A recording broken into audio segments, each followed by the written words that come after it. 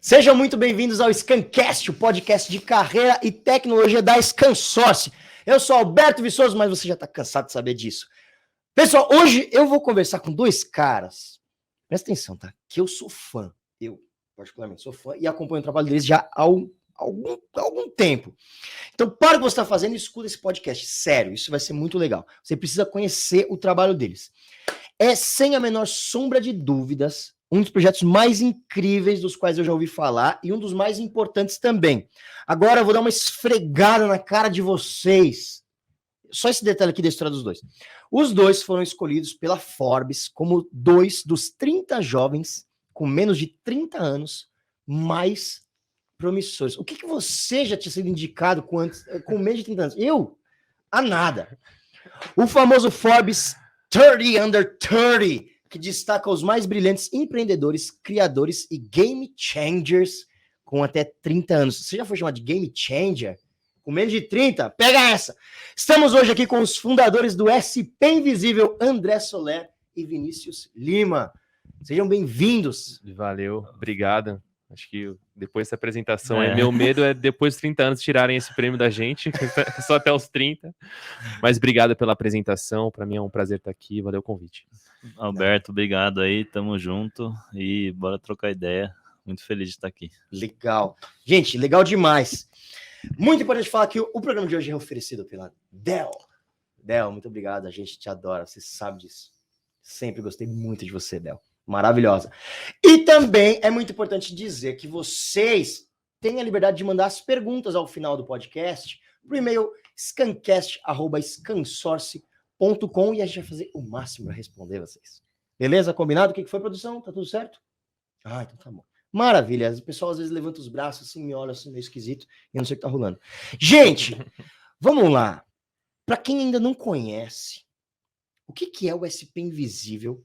E de onde surgiu essa ideia? Como é que foi isso? Então, o SP... O que é... Posso falar o que é? Aí o que é um projeto que a gente... É uma ONG hoje, né? Tipo, de conscientização da sociedade através de histórias da população em situação de rua. E a gente também realiza ações para ajudar a galera que está em situação de rua. E hoje a gente atua nesses dois braços, né? Conteúdo, comunicação, histórias e ações, conexão, ajuda, também tentar tirar da rua. Que legal.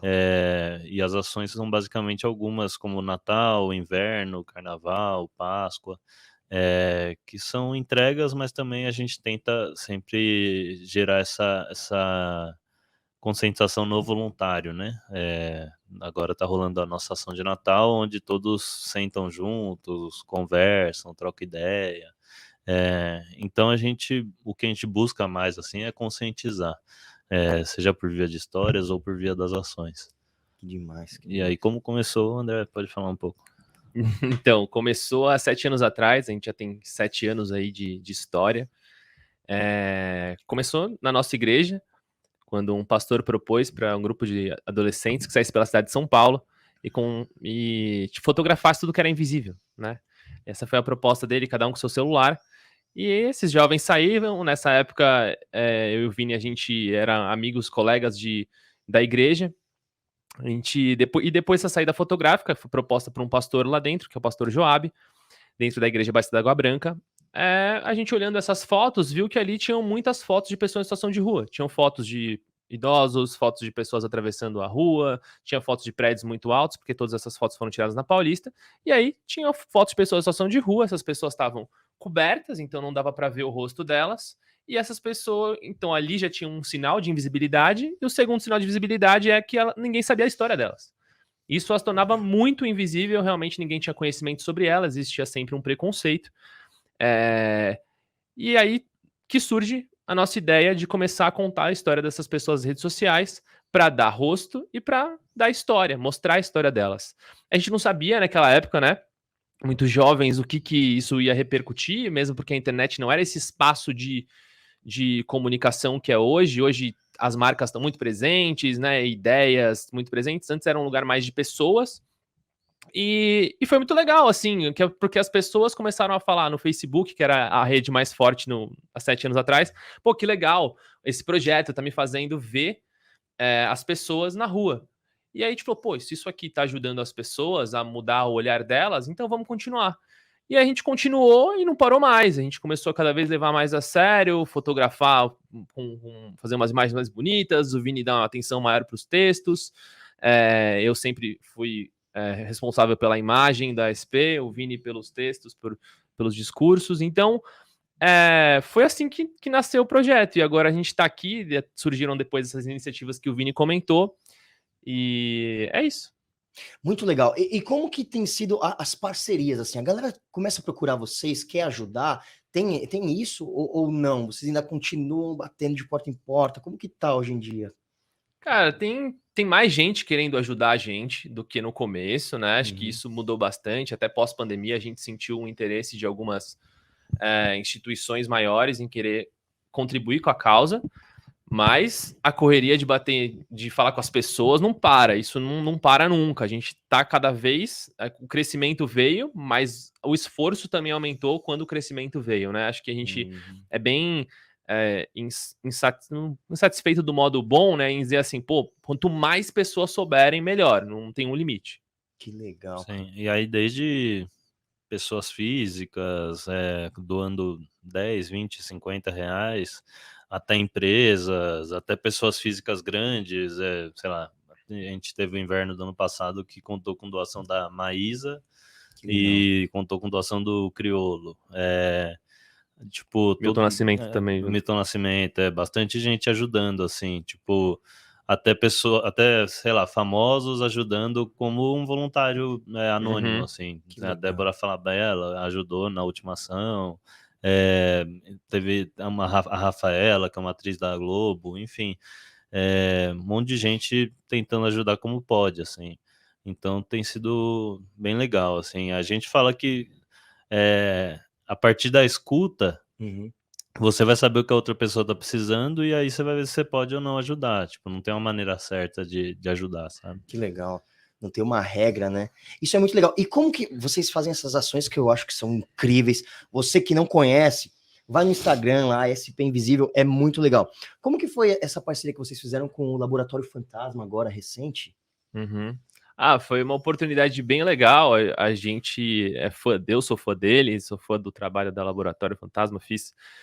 Vi uma vez um desfile deles, achei assim incrível. E eles são fã da gente também, posso dizer isso. Gostam bastante do nosso trabalho.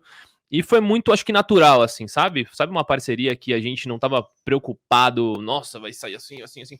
Porque os dois têm propósitos muito parecidos, né? Laboratório Fantasma, que é do Emicida e do Fiote, eles têm ideais que a gente acredita muito, que inspiram muito a gente. Então, foi bem legal poder colocar as populações em situação de rua como modelo dessa atividade, da marca deles, né? Que a campanha deles chama A Minha História... Respeita a minha história. E nada melhor do que pessoas que a história precisa de respeito para representar essa campanha. Então, foi bem legal. Eu tava almoçando, aí o Fiote, ele ligou, tipo, eu nem tinha o número dele, aí ele mandou, eu não atendi, que eu não atendo o número, que eu não tenho salvos. Aí, pode ser o Papa ligando, você não tem o salvo, eu não vou atender. Aí ele mandou um WhatsApp, falando, Evandro aqui, tipo, e aí eu, tipo, Evandro tem um monte. Aí eu cliquei na foto, era o Fiote, aí eu falei, mano, pode ligar de novo e tal, depois que eu terminei de almoçar.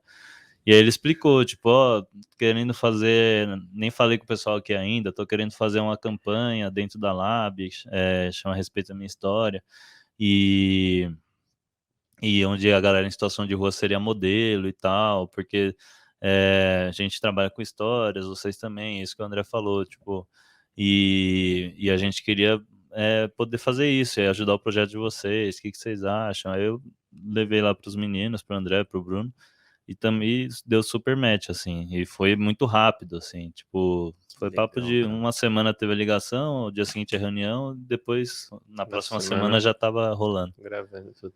Foi. Gente, E o mais legal é que a gente não esperava, tipo, mas teve depois também no Natal Invisível o show da Drica, do Rael, Foi. tipo, Que legal. e sei lá, se for ver num orçamento, botar na folha, É o orçamento contratar do Natal, o hein? show deles, deve ser uma nota. Um absurdo, né? Foi bem legal. Gente, eu acho muito legal, assim, porque vocês têm um trabalho, tô dando meu depoimento pessoal aqui, obviamente, Uhum. que na minha visão, pô, vocês de fato estão pondo a mão no lugar que ninguém quer mexer, que ninguém olha. Quando você vê a galera fazendo, eu vou fazer, porque é caridade, né? No final das contas, o pessoal, eu vou pensar, vou ali numa periferia, vou ali, mas muitas vezes já é uma pessoa que tem um barraquinho, o cara tem alguma coisa, tem um lugar, tem um endereço, né? Vocês estão indo trabalhar com pessoas que eu acho que são as pessoas mais marginalizadas, que mais sofrem preconceito, né, pela sociedade, que, bom e claro português, o povo brasileiro que não olha para essas pessoas, acha que é tudo um bando de vagabundo, que tá ali porque quer. Cara, e não é, né? O que leva uma pessoa a viver na rua, a morar na rua, a essa situação? Claro que devem ter milhões de coisas, mas no geral, assim, do ponto de vista de vocês, ninguém vai por opção, obviamente. O que a gente mostra é que tem 1 milhão de histórias, né? Tem das mais diversas possibilidades. Mas o que eu mais vejo, assim, é várias histórias respondendo a uma estrutura de cidade, de pobreza, que é a maneira que São Paulo funciona, assim, que é difícil você ter um lugar para morar, é difícil você ter um aluguel. Com a pandemia isso ficou cada vez mais claro, né? Então diria que tem alguns pilares, assim, como moradia, emprego e desemprego, no caso, alcoolismo, e às vezes tá tudo junto, às vezes não, tipo, brigou com família porque ficou desempregado porque bebia, eh, e, e eu sempre dou esse exemplo, e é bem simbólico dar esse exemplo nesse podcast, mas, tipo, por que eu falo que responde a uma estrutura? Porque quem perde o emprego só porque, sei lá, toma um pouco a mais, é normalmente o peão, o porteiro e tal, porque você vê nos prédios comerciais, o quanto de gente alcoólatra deve ter e não perde o emprego necessariamente. Sim. Então, tem esses motivos, e o que a gente vê muito no SP Invisível é que a galera perde o vínculo antes, né? Antes de perder casa, perde vínculo, seja porque morreu, seja porque veio para São Paulo e não tinha ninguém aqui, enfim, porque brigou. Mas, por exemplo, se a gente perde emprego, amigos, família, vai tudo abraçar a gente. Tem alguém, né? Essa galera não tem, Que doideira, cara. É muito louco, né? Eu me lembro uma coisa que me marcou muito antes de começar a acompanhar vocês. Eu trabalhei no centro uma vez e eu conversei com um cara em situação de rua. E ele me contou a história dele. E aquilo eu carrego pra mim até hoje. Acho que até por isso, quando eu vi a ideia da SP Invisível, me bateu de um jeito, nossa, que mexeu. Que ele falou assim, cara, eu perdi o emprego, aí minha mulher me largou e levou meus filhos embora. Eu fiquei perdido na vida. É simples, né? Ao mesmo tempo você... Cara, mas é isso, né? Fui perder o emprego. O cara já, obviamente, não tinha uma estrutura e tal. Minha mulher me largou e levou meus filhos embora. Não sabia mais o que fazer. De repente eu comecei a beber e fui parar na rua. Que louco, né? E a gente acha que tá tão distante da gente. Eu fiz uma pesquisa esses dias no SP e perguntei para as pessoas qual que era a maior curiosidade que elas tinham sobre a causa, né? E a maior curiosidade que foi citada ali, uma das grandes curiosidades era: onde tá? Essas pessoas não têm família? E essas pessoas têm família. Todas elas têm família, mas existem várias coisas aí entre se ter família e estar com a família. Uma delas é a aceitação da família, se essa pessoa já passou por diversos atritos familiares ali e essa aceitação não acontece. Outra é o próprio fato da pessoa não querer atrapalhar a família e falar, olha, eu prefiro estar na rua do que eu não consigo controlar o meu vício, tem então vergonha. Do que incomodar a família. do que incomodar a Caraca. família. Até mesmo recentemente, a gente contou a história do violinista no nosso canal, que ele tá em situação de rua no canal da SP, aqui no YouTube, SP Invisível. E ele falou assim, minha família, minha esposa vem me visitar, eu vejo minha filha às vezes, mas eu preferi não estar com elas porque eu não consigo controlar meu vício.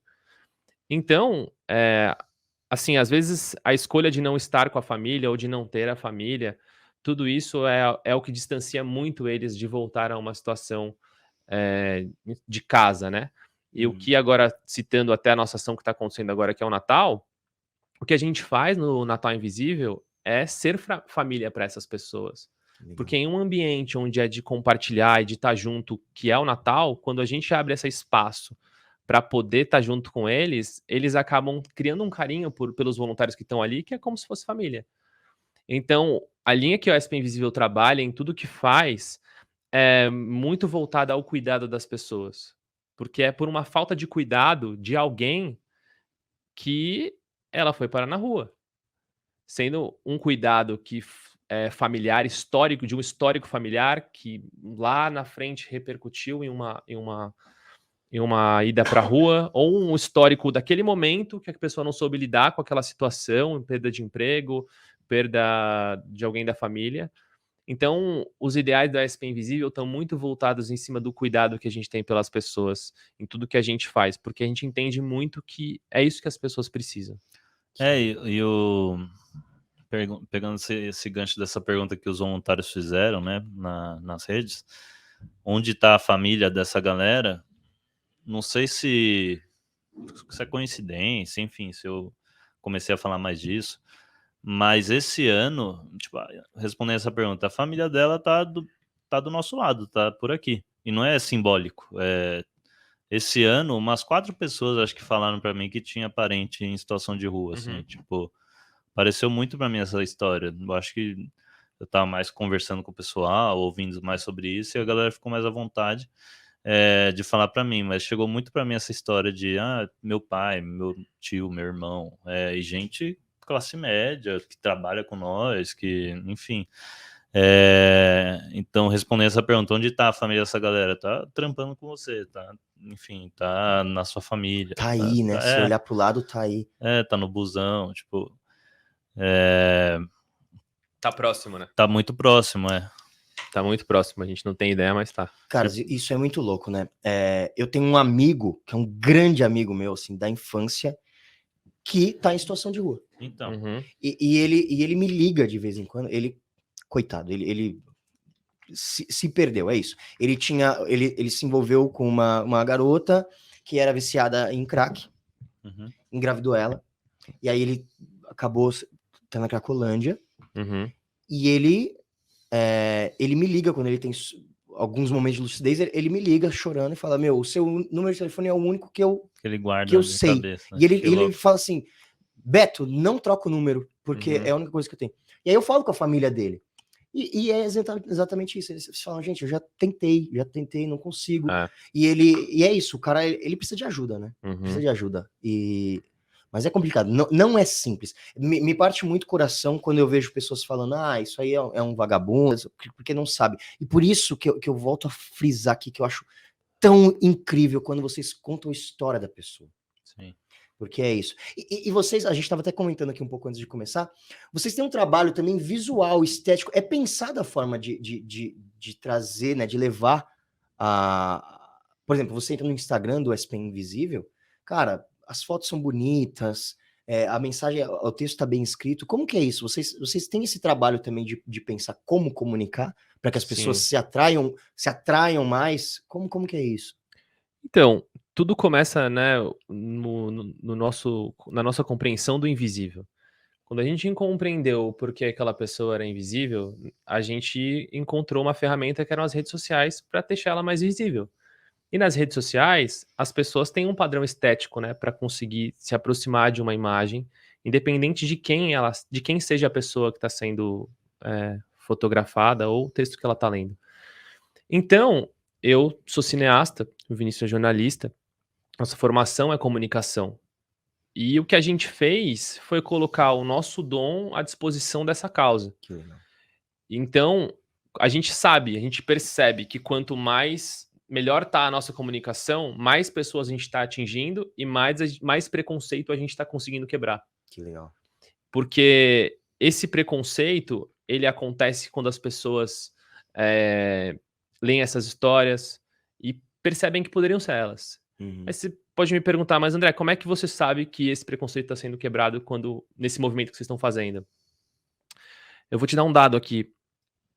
A causa das pessoas em situação de rua tem 4% de adesão de doação pelo povo brasileiro. Primeiro as pessoas doam para crianças, depois crianças em estado terminal, idosos, animais e por último a gente tem a população em situação de rua. Quando a gente é um projeto que consegue fazer tanto e recebe doação, assim, uma doação considerável para nossa causa, a gente consegue perceber que o nosso trabalho tem sido bom, que o nosso trabalho tem sido eficiente, que a gente está conseguindo romper o preconceito que existe dentro das pessoas. Uhum. Porque quem tem preconceito não doa. Quem tem preconceito não doa. Você pode não doar. Não tô falando que se você tem preconceito, se você não tem preconceito, você tem que doar pra mim. Não, você pode doar pro cara na rua, mas você pode doar pra SP Invisível. Mas é uma forma da gente conseguir entender, pô, quem realmente mudou a forma de pensar, sabe? Então, tudo isso, acho que a gente consegue entender que o nosso trabalho tem sido muito relevante para a sociedade. E tem um lance que eu costumo dizer que é a gente começou com a imagem, né? E o texto. Tipo, a gente começou na internet e depois foi para a rua. As ações foram para 2016 e tal. O projeto começou em 2014. Não é, por exemplo, como um projeto que começou fazendo entrega e aí precisou tirar foto, criar um Instagram e para repostar o que acontecia na rua. A gente começou na internet e depois viu a necessidade, a partir do que a gente ouviu de história e tal, ir para a rua fazer as ações. Então, foi um caminho inverso, assim. Que legal. E aí é interessante que a gente consegue notar que vocês estão fazendo um trabalho para as pessoas que estão em situação de rua, mas vocês também estão fazendo um trabalho para quem está acompanhando, né? Sim. É tentar mudar uma mentalidade preconceituosa da sociedade e que não é um absurdo. A gente só quer que você olhe para a pessoa do lado e fala, poxa, acho que aquela pessoa está precisando de alguma coisa, né? Sim. Cara, que e veja que é um ser humano, né? É. Tipo, a partir daí o que ele vai fazer é de acordo com a condição financeira dele, com o tempo que ele tem, tipo, eu falo que o problema que eu quero resolver é que você passe a ver que tem pessoas, seres humanos nas ruas. Uhum. Não que saia tirando todo mundo da rua, mas isso aí é a partir da sua condição, isso aí é com o seu tempo, enfim. Às vezes é bater um Isso papo, aí né? é também um problema de política pública, mas que você passe a ver que tem seres humanos na rua. Esse é o problema que eu acho que a gente consegue atingir e resolver. Assim. A gente quer aumentar o senso de humanidade das pessoas, sabe? O quanto as pessoas são humanas. Eu acho que isso é uma forma de compreender isso. Essa causa é a causa que você precisa ser mais humano, né? Então, Gente, isso é louvável. Eu tiro o chapéu para vocês e vou repetir isso mais vezes até chegar. Mas vocês que acompanham, uma vez que a pessoa está nessa situação de rua, tem gente que tenta sair. Como que é a pessoa tentar sair, buscar uma ajuda? Como funciona isso? A pessoa consegue sozinha? Cara, é muito difícil. Tem toda uma estrutura que puxa a pessoa, né, para a rua. Porque a gente mesmo que tem uma casa, para pagar um aluguel é difícil. O salário às vezes dá no limite.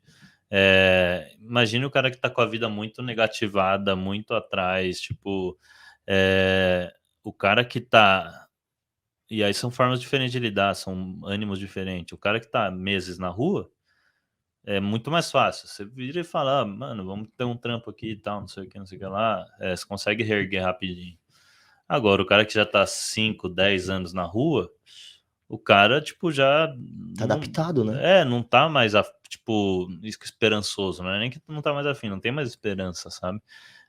Virou parte até da identidade, é isso que a gente quer tirar. Tipo, você não é isso aí. Você tá nessa situação, é daí que vem situação de rua.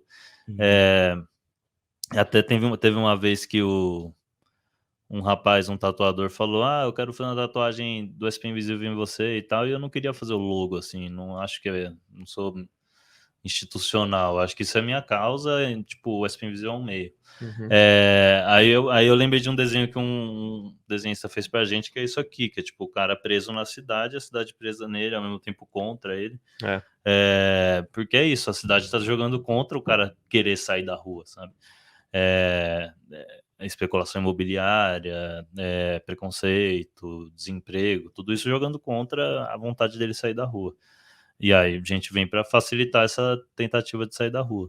Mas tem muita gente que tenta. E é isso que é duro, né? A galera fala ainda que é vagabundo. O cara tá tentando todo dia e ainda tem que ouvir isso. Caraca, porque é isso, né? O cara, além de tentar sair da rua, o cara também tá lutando pela sobrevivência dele, né? Uhum. É muito louco isso. E eu sinto falta da consciência de classe. Tinha que ter um arco-íris falando assim, consciência de classe. E aí, você que citou alguns dados, eu acho isso curiosíssimo, né?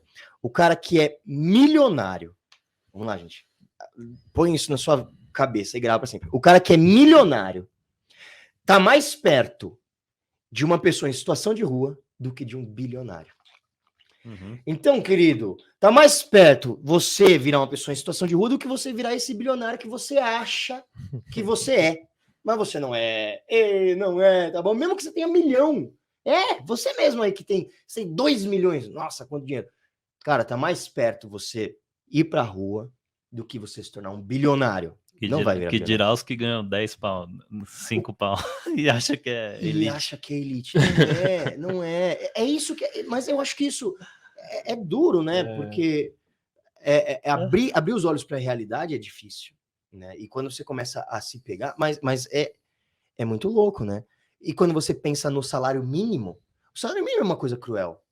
Porque o salário mínimo, ele é o que foi pensado assim, ó, isso aqui é o mínimo que a pessoa precisa para se manter viva. Então eu vou dar isso para ela. Então, assim, e tem muita gente que não recebe nenhum salário mínimo. Então é muito louco. A gente tem que começar a abrir o olho mesmo e olhar o trabalho que vocês estão fazendo e que outras pessoas também fazem. E o salário mínimo não responde mais a isso que você falou de ser o mínimo que a pessoa precisa. Tem essa também. Que ele já tudo ficou mais caro. Então é complicado e a gente tem que olhar, né? A gente tem que olhar. E como que vocês que estão ali no dia a dia, que vocês estão fazendo esse trabalho, como vocês enxergam a sociedade atuando junto a essas pessoas? Por exemplo, políticas públicas ou instituições, quem ajuda? Tem alguém ajudando? Como é que tá? Ou não? Vocês veem que estão cada vez mais, as pessoas estão mais largadas. Cara, aumentou bastante por causa da pandemia. A gente ouve muita história de... A gente não tem o censo, né? Tá sendo trabalhado isso. O censo vai sair ano que vem. Mas a gente ouve muito... A gente tem o qualitativo, que é o que o SP Viseu faz. Tem muita história de semanas, meses, 1 ano e pouco de rua. Ou seja, da pandemia para cá. E aí, o que sempre foi tentado até hoje? Albergue e tentativas de emprego, sei lá, como o Dória tentou do McDonald's. Uhum. Só que não tem solução que não passe pela casa, pelo quarto, pela privacidade, pela casa oferecida gratuitamente, a partir daí ganhando a independência e a pessoa conseguindo pagar a sua própria casa. Mas que são as locações sociais. Tem um rapaz que está trabalhando com a gente no Natal, lá na portaria, que é o Pedro. O Pedro mora numa locação social, que é uma casa que ele ganhou da prefeitura, a princípio pagando 10% do salário dele, que ele também ganhou da prefeitura. Ou seja, se ele ganhava R$ 1.300, ele pagava R$ 130 ali na locação social. E é um prédio que foi reformado só para a população de rua morar. E hoje eu estava até com o secretário de assistência social e a gente estava falando disso. Tem já soluções acontecendo, só que só tem um prédio. Vamos multiplicar, vamos fazer vários. Uhum. Novas formas de morar, né? Por mais que seja provisório, não dá mais para ter esse albergue, uma cama do lado da outra, formato campo de concentração. Tem que ter quarto, tem que ter privacidade. Tipo, vamos fazer uns hotéis, vamos fazer algumas coisas assim, república. Tem uma política que é a referência, que é o Housing First. Tipo, a gente estava até falando disso, que ele viajou, foi estudar algumas coisas assim. E o Housing First é isso, é oferecer a casa, que ele parte do princípio que todo mundo tem uma única unanimidade na rua, é a necessidade de uma casa. Então vamos oferecer a casa, e a partir daí você tem problema que precisa de alguns remédios, e o André precisa da creche para a filha dele, eu preciso de um emprego, cadeira de rodas, sei lá.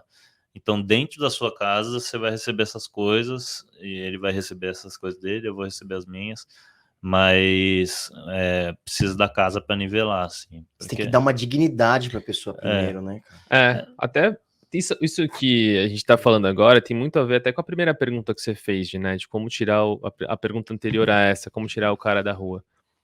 É muito claro, segundo os últimos esses estudos, né, do Housing First, que a gente tem que tirar o cara da rua e a rua do cara.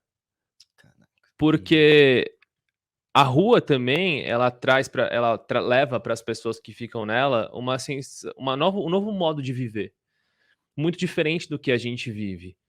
E uma das características desse modo de viver é a liberdade, a nova liberdade, diríamos assim. A gente acha que a gente é livre, né? A gente escuta liberdade financeira, vários tipos de liberdade. A pessoa que está em situação de rua, ela vive o ápice, o máximo da liberdade que se pode viver. Só que o ser humano não foi feito para viver dessa maneira. Porque essa liberdade, ela acaba fazendo com que a gente não tenha nada que possa estabilizar nossas relações, o nosso humor. Porque ali ele tá livre para ir aonde ele quiser, a hora que ele quiser, e fazer o que ele quiser. O que a gente cresceu fazendo tendo uma rotina. Então eu, quando criança, tinha ali minha aula minha escola, minha aula de natação. Eu não era livre, eu nunca fui livre, eu não sou livre, entendeu? Mas é isso que essa pessoa em situação de rua precisa para ela conseguir sair da rua. Que a rua que a gente dê uma condição dela sair da rua e que a rua também saia dela. Então a casa dá essa condição, né? Desses hábitos que ela tem serem mudados. Tem até um TED do rapaz que pensou esse Housing First a primeira vez, que foi em Utah, nos Estados Unidos. E aí ele fala que no piloto, que era uma senhorinha, que eles deram a casa, e aí nos primeiros dias ela sempre ficava, que eram umas casas tipo Todo Mundo Odeia o Chris, assim, né, que tinha a escadinha lá na frente. Ela ficava o dia inteiro lá na frente da casa dela, tipo, ela não entrava. E quando ia dormir, quando entrava para dormir, dormia tipo no chão do lado da cama. Ou seja, até sentir que aquilo é dela mesmo, sentir pertencente àquilo, foi um processo, assim. Tem uma senhorinha do lado do meu prédio ali, que ela fica ali, e ela recebeu uma casa do governo, ela tem um problema na perna também, só que ela tinha falado pra mim que tinha recebido essa casa do governo, só que aí passou o tempo, ela continuou estando naquela esquina. Aí eu falei pra ela assim, por que você não fica na sua casa? Por que você ainda vem pra cá?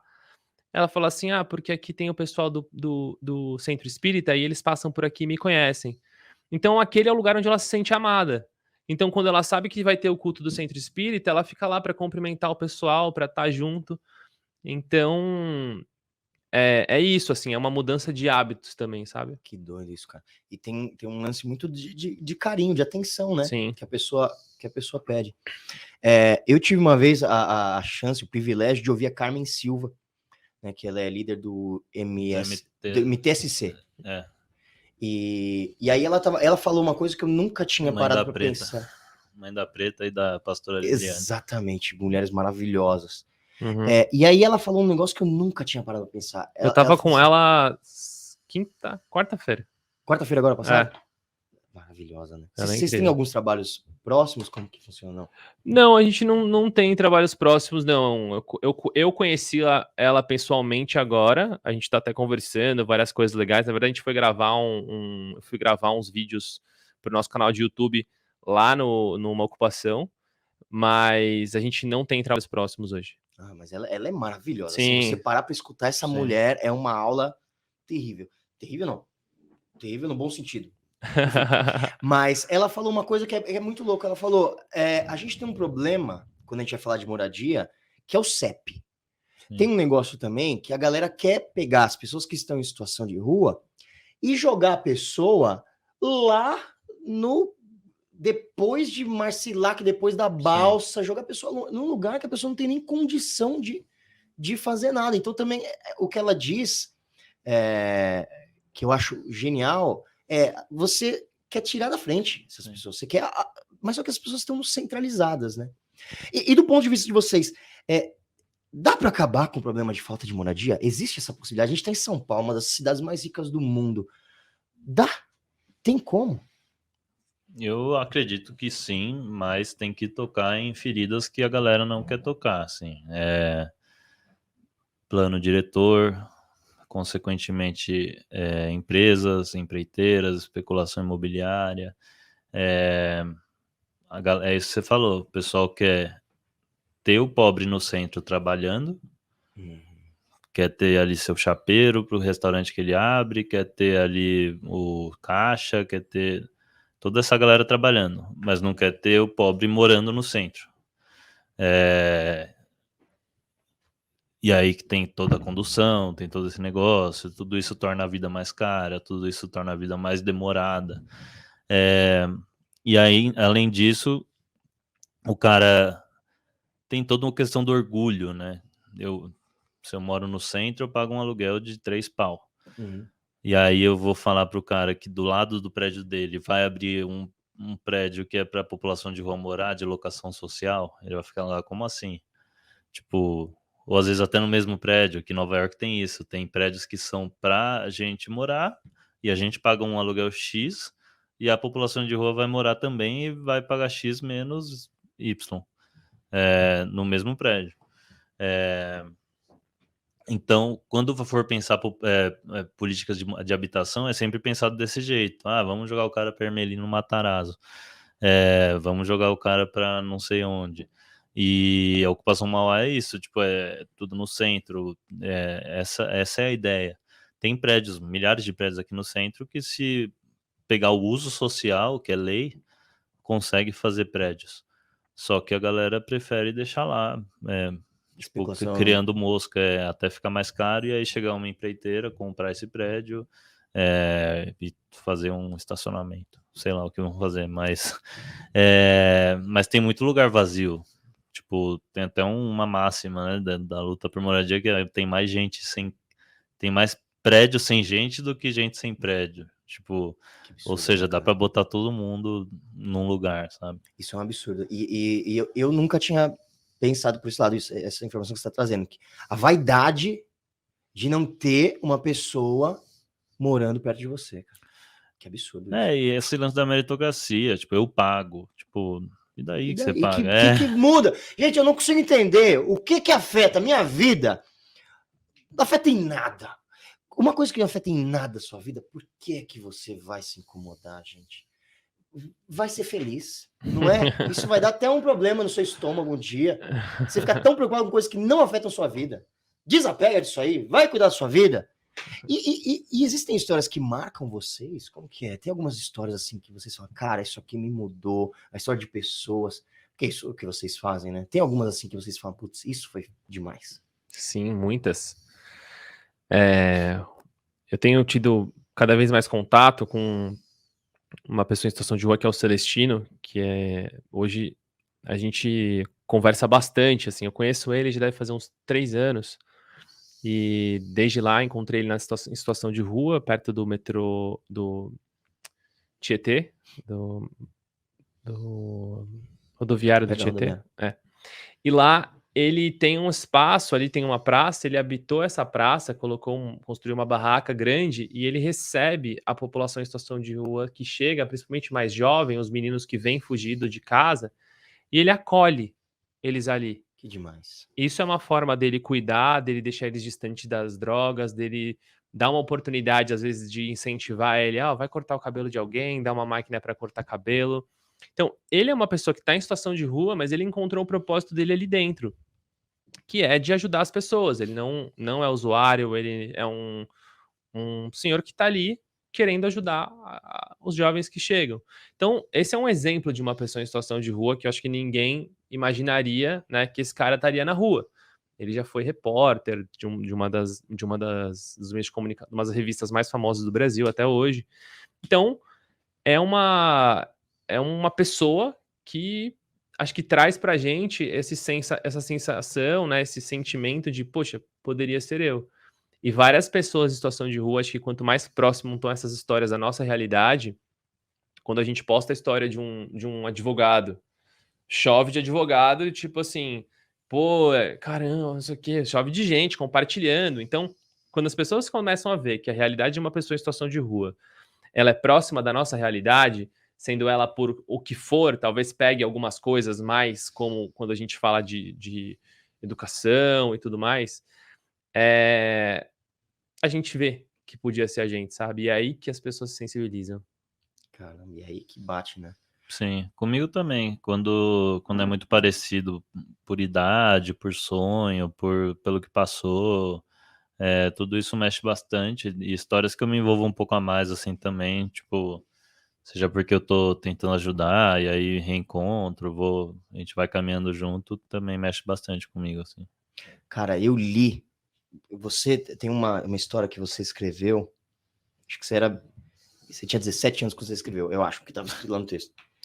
Que você leu um poema para um garoto de rua e ele te respondeu quando você perguntou para ele o que ele queria ser quando crescer. Não, alguma coisa assim. Não, você explicou para ele o que era utopia. Conta isso pra gente. Como assim? Aqui não são todas as gente que... tipo, tem vários voluntários. Tipo, tinha uma época que tinha muito voluntário.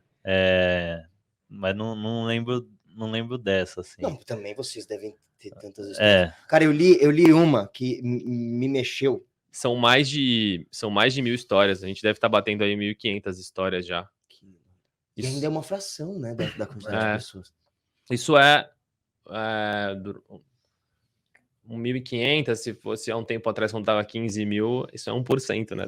Não, 10%. Mas deve ser já uns 60 mil. 60 mil? Essa é a estimativa. 60 mil em São Paulo, a gente tá falando? Isso. Essa é a estimativa, não é do censo, mas a estimativa do que vai surgir no próximo censo é esse número. Cara, que absurdo. É muita gente. É muita cidades muita. aí. Tem cidades que tem 60 mil pessoas. Cara, é um absurdo, né? E vocês já viveram alguma situação assim de risco, de perigo, de tá? Porque vocês vão pro centro do problema. Vamos chamar de problema, porque é um problema da sociedade que teria que resolver. Vocês já passaram alguma situação que vocês falam, foi por pouco? Poucos. Não. Poucos, assim. Acho que os que a gente viveu não foram com pessoas em situação de rua.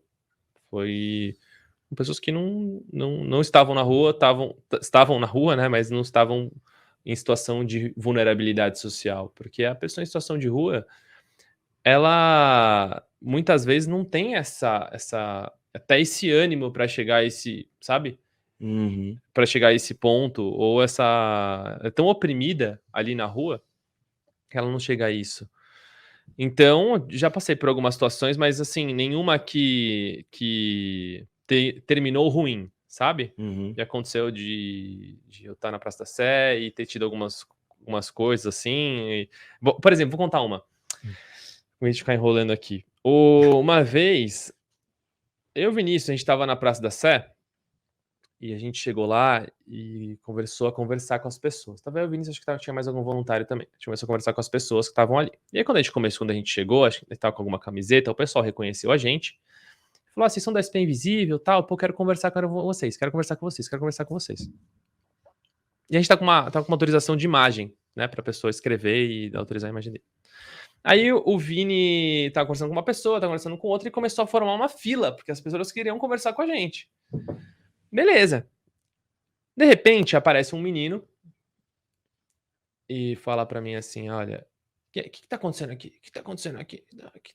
Eu falei, não, a gente tá conversando com as pessoas. O que é isso aí que tem pra assinar? Vocês estão pegando o quê? Dados das pessoas? Eu falei, não, isso aqui é uma autorização de imagem. Quem quiser ceder pra gente, cede.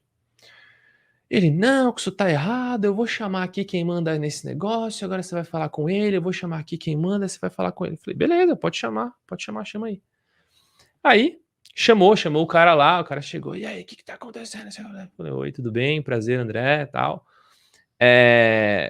O que tá acontecendo? O que tá acontecendo? Aí eu falei assim, pô, a gente tá aqui, a gente no projeto social, estamos contando, a gente tem um projeto de contar a história das pessoas, e a gente tá aqui conversando com o pessoal. Se quiser participar, estamos aí também pra você, tem a oportunidade pra você também.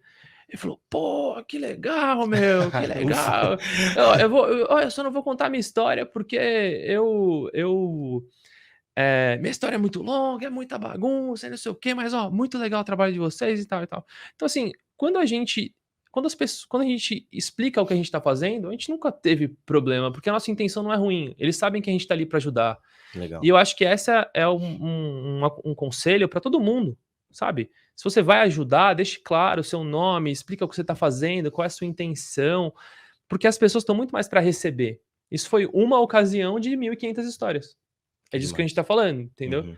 Então, eles estão ali muito para receber, são muito receptivos. Acho que ao contrário de que muita gente pensa, eles querem que você se aproxime, converse, pergunte o nome. A gente tá fazendo a ceia de Natal agora, o Natal Invisível, e a gente já sabia, mas a gente tá, eu diria assim, que eu tô vendo assim, voltando de novo nesse pensamento da importância do nome das pessoas, de você chamar as pessoas pelo nome. É extremamente importante. Aquela pessoa em situação de rua, ela não tem nome. Todo mundo passa por ela e solta alguma palavra ofensiva. Ou rotula como o morador de rua, o mendigo, que é um termo pior ainda. Então, a importância do nome é muito grande. Então, né, esses diálogos são importantes por causa disso também. Que incrível. E é interessante você trazer essa ideia, porque todo mundo fica, ai, tem medo, ai, eu tô com medo, ai, eu vou passar ali, ai, não passa por ali, tá horário porque tem gente. Então já se torna um bicho, né? E aí a sociedade vai desumanizando cada vez mais essas pessoas, né? Exatamente. Exatamente. Cara, que doido. E vocês já conseguem enxergar resultados da ação do SP Invisível? Assim, vocês veem conquistas, vocês veem crescimento de tamanho, conseguiram tirar pessoas da rua? Como que é isso para vocês? Quais são os resultados que vocês já conseguem enxergar? Cara, quando a gente ouve voluntários falarem, ah, depois de ler histórias, fui lá e fiz tal coisa. Que legal. Cada um querendo ajudar como consegue, né? Tipo, seja ajudando alguém que mora na esquina da sua casa, seja tirando alguém da rua. Tem gente que tem emprego para oferecer porque tem uma empresa, tem gente que tem um prato de comida, enfim, cada um ajuda como consegue quem encontrar. Não necessariamente aquele que a gente postou, né? Tipo, não é para imprimir aquela foto e E procurar atrás da ajudar. pessoa, né? Você não vai. Ah, quem você viu, menino? E aí isso motiva muito a gente, assim, mas e também quando a gente consegue fazer alguma coisa com a galera que a gente ouviu mesmo, tipo, reencontrar, Que caminhar, legal. tipo, já conseguimos, o cara falou na história que precisava de uma cirurgia, conectamos ele com um médico, com o hospital, e aí tem toda uma questão dele ficar sempre no mesmo lugar, aí foi fácil de reencontrar, tudo isso. Sair da rua porque a gente postou a foto. Sair da rua, Que conseguir legal, óculos, É. tudo isso a gente já Currículo. conseguiu, com o currículo também. Usarem a foto e a história como currículo para conseguir emprego. Também Sim. já rolou. Cara, demais. Vocês estão salvando vidas, cara. Isso é incrível. E aí é isso, a gente faz a diferença no nosso local, assim, né? Porque desde que começou o projeto tinha 15 mil pessoas na rua, hoje tem 60 mil, mas a gente tem que olhar pra galera que tá à nossa volta, assim, que a gente sabe que tá fazendo a diferença. E o Vini deu um exemplo, né, de pessoas em situação de rua que a gente ajudou. Queria dar exemplo de pessoas em situação de casa que a gente ajudou também, que no caso somos nós, só para deixar claro que são as pessoas em situação de casa. Assim, A gente, né, assim, voluntários que passaram pela SP Invisível. Então ontem teve um depoimento muito legal. Tudo no final das nossas ações, a gente desde o dia 1 até agora, de dezembro, a gente está fazendo ações sociais. A gente está fazendo o Natal Invisível. E no final dessas ações, tem um espaço para os voluntários poderem compartilhar qual que é como é que foi para eles aquela experiência, aquele momento. E aí, mais uma vez, uma menina contou uma história que é a história que eu já tinha escutado outras vezes de outros voluntários, que é a seguinte, dela comentar que aquele Natal se tornou o Natal dela. Que ela ressignificou o Natal que é esse momento de troca, de carinho, de amizade, de estar junto por conta do Natal. Ela não é uma pessoa cristã que tem o Natal na cultura dela, mas ela falou, pô, eu vou parar para pensar mais sobre o Natal, porque não é aquilo que eu achava que era. É isso aqui, é esse momento da gente estar com as pessoas que a gente gosta e curtindo o Natal, curtindo esse momento de confraternização. Então, já aconteceu isso, essa mesma história com uma pessoa que perdeu a mãe há um ano atrás. No ano seguinte, ela falou: olha, não tenho Natal, eu vou. Esse aqui vai ser o Natal Invisível, é o meu Natal. A gente não tá mais comemorando o Natal na minha família porque minha mãe morreu, então esse aqui é o meu Natal agora. E todo ano ela tá com a gente. Inclusive, tem que ligar pra ela, porque ela não foi esse ano ainda. E vocês mesmo, por exemplo, tipo, ano passado ano retrasado, sei lá, conversamos com o talento que vocês têm de teatro, de palhaço, vocês pensarem em uma peça sobre conscientizar dessa causa, conversar, falar sobre população de rua. A gente tem que voltar com esse papo aí, viu? Tipo, cada um ajuda como consegue, sabe? Consegue. Cara, eu acho demais. E vocês dois? Vocês dois, como que vocês foram modificados por essas experiências? O que isso mudou na visão de mundo de vocês? Cara, eu acho que cada um foi para um caminho, assim, tipo, o SP Invisível é um projeto que conta histórias sobre população de rua. Eu peguei muito mais esse lado da população de rua e, tipo, deixei meu lado de histórias um pouco mais de lado. Então é algo que eu tô muito mais inserido, assim, tipo, pensando problemáticas, estudando políticas públicas, tudo isso. E estou indo para esse caminho. Se é via SP Invisível, se é via política, se é via secretaria de alguma coisa, prefeito, enfim. Eu quero atuar com população de rua. Legal, cara. Tipo, e aí histórias, talvez seja o caminho que o André tá indo mais. Histórias, inovação, comunicação, empreendedorismo, enfim. Mas os dois chegaram nesse caminho, os dois chegaram no SP Invisível por causa de histórias de população de rua. E aí eu tô indo mais pra população de rua. Até que a gente já contou histórias de outras pessoas invisíveis e, tipo, não é muito minha praia, sabe? Refugiados, tipo, fizemos séries de Brumadinho, da Amazônia. Meu negócio é pop rua mesmo, assim, entender por que tá crescendo tanto, como interferir nesse crescimento, tudo isso. Resolver essa situação de alguma maneira. Isso, né? Mudou em mim, e isso no sentido macro, né? E no micro é esse lance do olhar. Eu acho que esse olhar muito mais compreensivo de entender que todo mundo tem um porquê ser do jeito que é, tá onde tá, fazer o que faz. Sei lá, minha mãe, por exemplo, ela nunca tinha muito lance de vidro aberto, fechado. Eu nunca fui muito noiada com isso. Eu lembro quando adolescente, quando criança, enfim, sempre podia andar de vidro aberto. E aí de uns anos pra cá, ela sempre com vidro fechado, até que eu falei: e aí, mãe, tipo, que medo é esse e tal? E aí eu não lembrava, mas uns 3 anos atrás, 4, ela passou por um sequestro. Caraca. Tipo, tem todo um porquê de hoje ela tá desse jeito. Teve uma pessoa que a gente conversou, uma mulher que não queria que a gente conversasse, se fosse eu ou o André, tipo, sempre começava a gritar. Até que a gente chamou uma voluntária mulher para ouvir a história dela. E aí o tanto de abuso que ela passou, tipo, e é muito mais fácil rotular de doida, taxar de, tipo, sim. Então a gente passa a entender que todo mundo tem um jeito, tem um porquê ser do jeito que é, sabe? Tipo, esse olhar eu passei a entender, levei para o trabalho, levei para a família, levei para vários lugares. Que doido. É isso, né? Não existe o bem e o mal. As pessoas é do mal. Cara, não existe isso, né?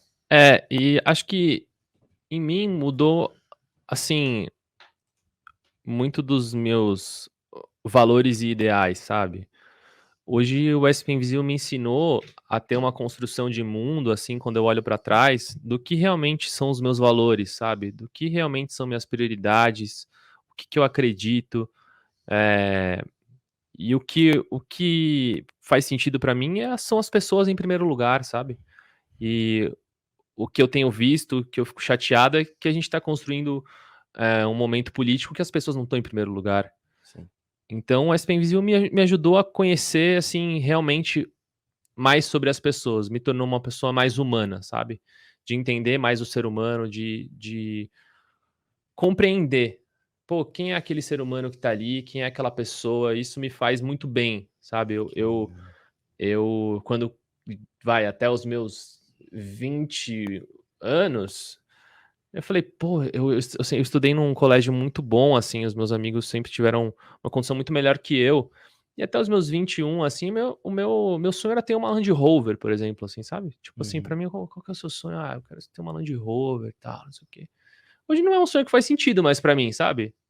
Tipo, pra mim, eu acho que tem tantas coisas que eu vejo mais importantes, assim, na vida. Não é que nada contra quem tem uma, mas é uma questão, assim, de, pô, quais são seus valores principais, sabe? Eu vejo, pô, outras coisas que eu gostaria de ver o meu recurso investido. Então, eu acho que é isso. O SPMZ é uma mudança de olhar, e essa mudança de olhar, ela acontece, assim, é transformadora para quem experimenta e vivencia. E eu vejo isso acontecer em mim. O Vini, né, citou que também aconteceu com ele, e a gente vê acontecer com os voluntários que participam de tudo que a gente faz. Então é isso, acho que é uma dedicação a uma causa que a gente, na nossa arrogância, acha que eles precisam muito mais da gente, mas eu acho que a gente precisa muito disso na nossa vida para ser, assim, contente, né, com o que a gente está construindo e vai deixar como legado. Cara, incrível. Incrível isso. É abrir os olhos, né? De repente você fala, caraca, as coisas mudam, as prioridades. Muito, muito interessante isso que você tá E falando. falando sobre abrir os olhos... Opa! Peguei o gancho aqui, eu e o Vinícius, a gente trouxe um presente. Adoro presente. Pra você. Falando de abrir os olhos. Então, um óculos de... Abre o olho. Tá dormindo. A pandemia que Esse é o nosso ninguém livro. vê. A Pandemia que Ninguém Vê. É o nosso segundo livro. O primeiro livro é A Cidade que Ninguém Vê. Abre aí. Vou abrir. O primeiro livro, a gente contou a história de 100 pessoas em situação de rua. E nesse livro, a gente está contando 100 histórias de pessoas. Nesse livro, a gente está contando 100 histórias de pessoas que estiveram invisíveis nessa pandemia. Então, tem 5 grupos sociais representados nesse livro. É um livro que a gente produziu nessa pandemia, nesse momento de pandemia. É um retrato histórico desse momento que a gente está vivendo. Então, ele fala sobre pessoas em situação de rua. Então, tem 20 histórias de pessoas em situação de rua. Profissionais de entrega, que são os motoboys. Como é que foi para eles, né, esse momento de pandemia, porque eles não puderam estar em casa. E muitas vezes as pessoas não sabiam a história, o momento que eles estavam vivendo. Profissionais de saúde, então são os médicos que a gente colocou aí também para saber o que essas pessoas estavam vivendo. Vidas, né? Os coveiros que não puderam estar em casa, né? Tipo assim, tiveram que estar lá no frontline e não podiam largar aquilo ali, porque era essencial, um trabalho essencial. Trabalhou tanto. E um momento de risco, tem história de um menino super novo que a mãe era faxineira doméstica e não pôde sair do trabalho. Aliás, foi demitida e ele não podia sair do trabalho dele, era ele e a mãe dele na casa. Entendeu? Ele que começou a sustentar a casa, ele era coveiro e ficou lá. Então, e aí, continuando os outros grupos sociais que temos, profissionais de reciclagem e profissionais de saúde, reciclagem, pessoas em situação de Eu posso te falar, porque eu ganhei o livro e eu tenho aqui o prefácio, aqui o índice. População em situação de rua, profissionais de cemitérios, profissionais de entrega, profissionais de reciclagem, profissionais de saúde. Eu falei todos. Muito bem, viu? Obrigado. Mostra que você leu o livro. Cara, que legal, gente. Obrigado. E, gente, ó, onde que pode encontrar esse livro, quem quiser comprar? Então, tudo que você quiser saber sobre a SP Invisível está no nosso site. Não perca a oportunidade de conhecer o nosso site, saber mais sobre o nosso trabalho. Não doe antes de conhecer a gente. Pesquise. Pode ser que você precise de 1 ano para conhecer, pode ser que você precise de 6 meses, e talvez você precise de 10 minutos, mas entenda o que a gente faz para você contribuir, fazer parte do que a gente está construindo. Você pode fazer parte do nosso projeto comprando o livro, que é A Pandemia que Ninguém Vê, que está lá no nosso site. Você pode fazer parte doando. Sendo embaixador, quando a gente tem campanha, você chama seus amigos para doarem para uma página que você constrói, com o seu nome, com a sua foto, e sendo voluntário. Para você ser voluntário, é só você se envolver em uma dessas atividades, ou como voluntário, ou como embaixador, ou como embaixador, ou como doador, que você é chamado para fazer parte das nossas ações sociais. Gente, posso falar, ó, o livro é lindo e eu sou suspeito para falar. Não sei se vocês já perceberam que eu gosto do trabalho deles, mas é emocionante abrir um livro e você ver um rosto de verdade da pessoa, de verdade. Não sei se eu posso mostrar aqui. Claro que pode. Eles já deram os direitos, né? Mas olha aqui, Caio Quirino, de 43 anos. Olha, ele é uma pessoa de verdade, gente. É uma pessoa de verdade, entendeu? Que durante a pandemia não teve as reclamações que você reclamou. Ai, puxa vida, eu tô cansado dessa minha cadeira do home office. Né? Vamos abrir o olho aí, galera. Gente, cara, que demais. Gente, obrigado pelo presente. Obrigado Uma vez um cara falou assim pra mim, sabe qual que é o meu sonho, André? Eu falei assim, qual? Aí ele falou assim, o meu sonho é trabalhar sentado. Nossa. Então, eu acho que a gente tem que aproveitar o nosso privilégio, né?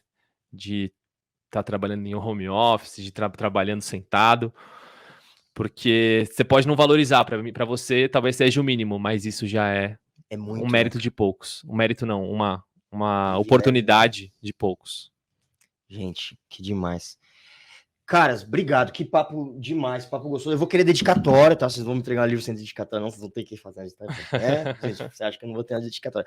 E para terminar, eu queria falar aqui que eu tenho inveja de vocês, gente. Nossa, vocês dois, vocês foram no Provocações, o programa do grande, o monstro Antônio Abujanra, que assim, cara incrível. Diretor, artista maravilhoso, né? E ele fez para vocês a clássica pergunta. Vocês eram jovens. Quantos anos vocês tinham quando vocês foram lá? Eu devia ter 18, por aí. Eu devia ter 20. Nossa, sentado na frente do Abujanra. E ele perguntou para vocês, o que é a vida? Nossa, gente, até eu peço perdão. Eu tenho que pedir perdão para falar isso aqui, porque eu não sou ninguém. O Taz tá fazendo essa pergunta. O Taz, Taz. Ajuda aí. Então pode fazer. O Marcelo, para quem o Taz substituiu o Abujanra, né? Que para dar um contexto aí para não sei quem todo mundo conhece, mas o Taz substituiu o Abujanra antes na cultura, TV Cultura era o Abujanra. Era Abujanra. E era Provocações, agora é só Provoca. Provoca. É outro programa. É outro programa. Não tem como. Mas vocês foram, naquela época, vocês já estavam com a SP Invisível, né? Era um início. E ele perguntou para vocês o que é a vida. E aí eu assisti o Provocações de vocês e eu fico pensando, caras, depois de tanto tempo, depois de livros escritos, você se candidatou, vocês têm uma bagagem diferente hoje. Vocês responderiam diferente? O que mudou daquela época para hoje? O que é a vida? Vinícius Lima e André Soler. Desculpa a sociedade. Mas esse dia foi engraçado, que eu estudei jornalismo, então como referência de entrevista, eu sempre gostava muito dele, assim, tipo, sempre vi várias, até porque era meio que uma conversa, tudo, tipo, antes de ter podcast, assim, acho que ele já fazia essa conversa, e até usava também no SP Invisível, né, quando a gente conversava com a galera na rua.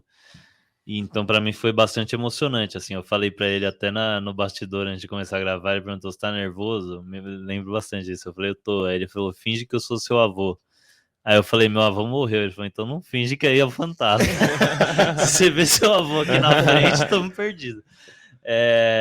Mas eu lembro que no dia, eu até, na verdade eu não lembro, né, que eu reassisti esses dias, que eu falei que era o caminho, né, e não onde a gente quer chegar. Eu acredito bastante nisso, assim, tipo, de ser mais sobre o processo que a gente está trilhando e olhar para trás e ficar satisfeito por isso, do que um lugar que a gente quer chegar, né? Tipo, porque senão a gente fica, eu vou ser feliz quando eu tiver isso, vou ser feliz quando eu tiver aquilo, e aí você não olha para todo o seu trajeto, para toda a sua caminhada. Então, acho que é muito mais sobre o caminho. Aí ele perguntou a segunda vez, eu, tipo, falei, é o caminho, mas não sei se é isso. Aí a terceira eu falei, não sei o que é, não. Então, também não sei o que é a vida, assim. Ao mesmo tempo que pra mim é a caminhada, eu não sei o que é a vida. Que legal, que legal. E você, André? Eu não, confesso que até me deu curiosidade de assistir de novo o programa. Eu vou assistir, eu não lembro o que eu falei nessa vez. Eu não sei o que responder de verdade. complexo, né? É, Acho que é por isso que ele genialmente escolheu essa por pergunta. isso que ele não dá ele é muito intimidador e ele não dá espaço, assim, pra você não responder a pergunta, né? Mas, deixa eu ver. Eu acho que a vida são encontros, né? Encontros de pessoas em lugares. Acho que são encontros, eu gosto muito de encontrar de pessoas. Legal. Então, para mim são esses encontros assim que constroem a história da minha vida, sabe? E histórias são isso, são essas trocas, esses encontros de pessoas em realidades. Vamos dizer assim, que para a vida ser vida, eu preciso fazer a diferença, sabe? Eu não consigo viver essa vida sem estar fazendo a diferença e sem ser inovador no que eu faço. Então, para mim, a vida é essa necessidade, assim, de mudar as coisas, sabe? Cara, incrível. Gente, eu acho que é isso. Diz muito sobre vocês, essa visão. Gente, obrigado por terem vindo, obrigado por terem aceitado o convite, obrigado por esse papo. Espero que a gente se cruze mais vezes durante a nossa vida. A gente tem que voltar àquele papo. Valeu. Vamos lá, tem muita coisa para fazer. Obrigado, André. Um Obrigado, prazer. Vinícius. Tamo junto e é nóis. É nóis. Valeu, obrigado. Valeu. E é isso, o Scancast de hoje fica por aqui com esses caras maravilhosos. Gente, quer saber mais? André Soler, Vinícius Lima, SP Invisível. Procura, é um projeto incrível e esses caras são sensacionais. Entre em contato com eles e apoia a causa. Ó que bacana. Vai lá, você que às vezes fala, poxa, eu quero ajudar, mas não sei o que eu tenho. Aí toca o telefone, você esquece. Oh, não deixa o telefone tocar. Já põe aí, já digita SP Invisível, vai atrás deles. E é isso, gente. O Scancast de hoje fica por aqui. Eu sou o Alberto Viçoso e a gente se vê na próxima. Valeu.